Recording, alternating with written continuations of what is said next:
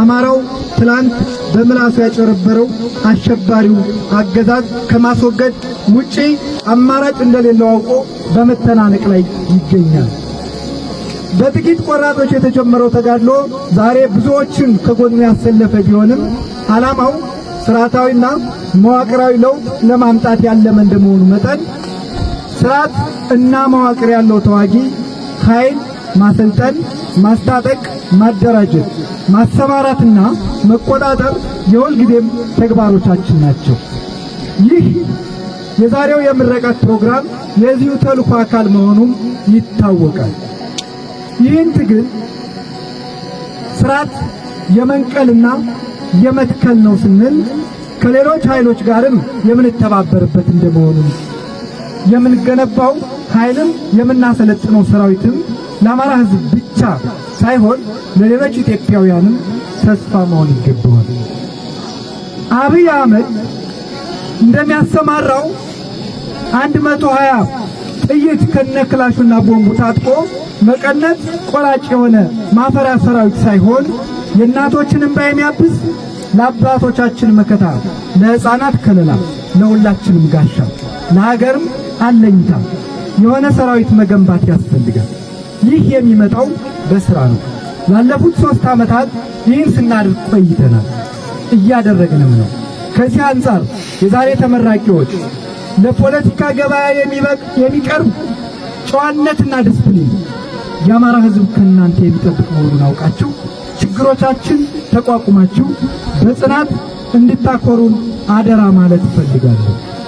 በየውሏችን የተለያዩ ጀብዶዎችንና ተቆጥሮ የማያልቅ ገድል የበዛበት ልዩ ታሪክ እየተጻፈ ያለው ጥቂት የማይባል ጊዜ በወሰደ የመደራጀት፣ የመመራራት፣ የመደማመጥ፣ የመደጋገፍ በዋናነትም በቅንነት ላይ የተመሰረተ መስተጋብር ስላለን ነው። ይህ የበለጠ ሰፍቶ እና ተደራጅቶ መቀጠል ይገባዋል። አገዛዙ የታጠቀው ጠበንጃ በገፍ ነጥቀነዋል። ዛሬ የምናሰለጥናቸው እና የምናስመርቃቸው የሰራዊት አባላት የሚታጠቁት ከጠላት የተማረከ መሳሪያ ነው።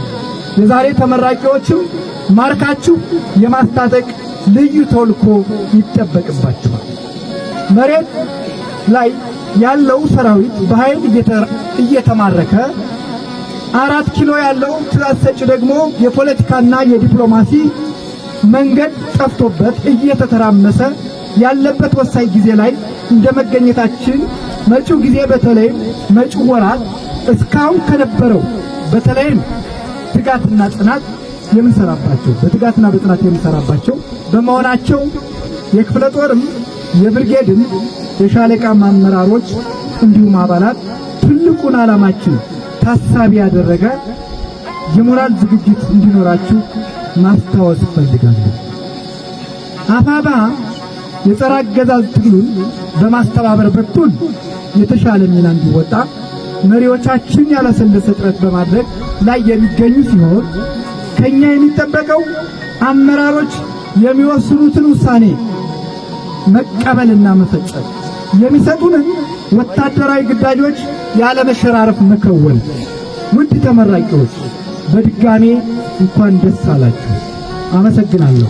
አዲስ ትውልድ፣ አዲስ አስተሳሰብ፣ አዲስ ደከመን ሰለቸን ሳትሉ ሐሩሩ ውጡ ብርሃንና ሙቀቱ ሳይመግራችሁ ዳራሸን ተራሩን ተራምዳችሁ ለዚህ ለተከበረ የኮማንዶ የምርቃን ስነ ስርዓት ያደረሳችሁ ከልብ ማመስገን እፈልጋለሁ። በዚህ አጋጣሚ ውድ የቡሬ ዳሞት ብርጌድ የኮማንዶ ተመራቂዎች እንኳን በሰላም አደረሳችሁ፣ እንኳን በሰላም ተመረቃችሁ ማለት እንፈልጋለን። ምናልባት እንግዲህ በአማራ ሕዝብ ላይ የታወጀው የጠላትነት ሴራ የተጀመረው በፋሽስት ጣሊያን ወረራ ወቅት ቢሆንም ቅሉ አማራ ጠልነት ሕገ መንግስታዊ ቅርጽ የሆነው ግን ከ1983 ዓመተ ምህረት ጀምሮ ነው። ከዛ ጀምሮ ከጄኖሳይድ እስከ አፓርታይድ በአማራ ሕዝብ ላይ አሰቃቂ ወንጀል ተፈጽሟል። በተለይም ደግሞ የአማራ ሕዝብ ሰቆቃ ዶፍ የጨመረው ተረኛው ጠቅላይ ሚኒስትር አብይ አህመድ ወደ ስልጣን ከመጣበት ጊዜ አንስቶ የአማራ ሕዝብ ስልታዊ ጥቃቶች፣ የመሰረተ ልማት ውድመትና መጠነ ሰፊ እንዲሁም ሁለንተና